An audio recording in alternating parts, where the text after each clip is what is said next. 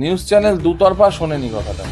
লোকে আগ্নেয়াস্ত্র দেখিয়েছে অনির্বাণ দাস, আরে আগ্নেয়াস্ত্র অনির্বাণ দাস দেখিয়েছে, বিরিয়ানির মানে আগ্নেয়াস্ত্র দেখিয়েছে দেখিয়েছে, এটা তোরা প্রমাণ কর। টিভিতে আছে তোদের কাছে প্রমাণ, যে এই যে দেখাচ্ছে আগ্নেয়াস্ত্র দেখিয়েছে, কোথাও আছে?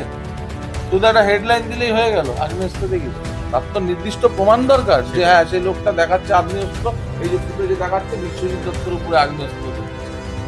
কিন্তু ফুটে যাওয়ার অন্য কথা বলছি। ফুটেজ অন্য কথা বলছে। আমি কিছু সিসিটিভি যদি তোমার সাথে শেয়ার করব, সেটাও তুমি ভিডিওর মাধ্যমে দেখিও। আমার ব্যবসার নামটাকে বদনাম করার চেষ্টা এবং আমার ব্যবসায় মধ্যমগ্রাম থেকে বন্ধ করে যাওয়ার চেষ্টা করেছিল ওরা, দীর্ঘদিন ধরে চেষ্টা করেছে প্রতিনিয়তভাবে।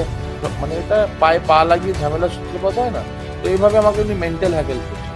খুব বাজে রাপ ভাষায় কথা বলতো, দোকানে স্টাফ ভর্তি, কাস্টমার ভর্তি, ওর সামনে এরকম বলতে। তখন আমি যখন ওনাকে সরিয়ে দিতে চাই, বের করে দিই, তখন উনি হট করে আমাকে একটা এক ধাক্কা মারে। তো উনি আবার ওনার পাশে কিছু ভ্যানালার ছিল, আর তাদেরকে ডেকে আমার দোকানে হুজ্জতি করছিল। আবার ওই স্টেটমেন্টটা দু রকম দেয়, একবার বলে আমি ওনাকে আর্মস দেখিয়েছি আমার সিকিউরিটি থেকে নিয়ে, আর একবার বলছে সিকিউরিটি আর্মস দেখিয়েছে। তাহলে কোনটা সত্যি? আদৌ মানে কোনো আর্মসের কোনো ব্যাপারই ছিল কোনো না। আর্মসের কোনো মানে ব্যাপারই ছিল না, কোনো ব্যাপারই নেই।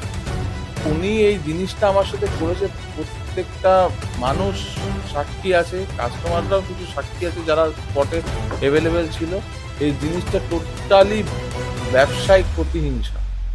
যারা লোকাল ওখানে কিছু ব্যবসাদাররা আছে, তারা ওকে ফান্ডিং করেছে, পয়সা করে দিয়েছে ঘর বাড়ি বানানোর জন্য, আর তারাই এই প্লেনটা আমার উপরে করতে বলেছে। ব্যবসায়িক প্রতিহিংসার শিকার হয়েছিলাম।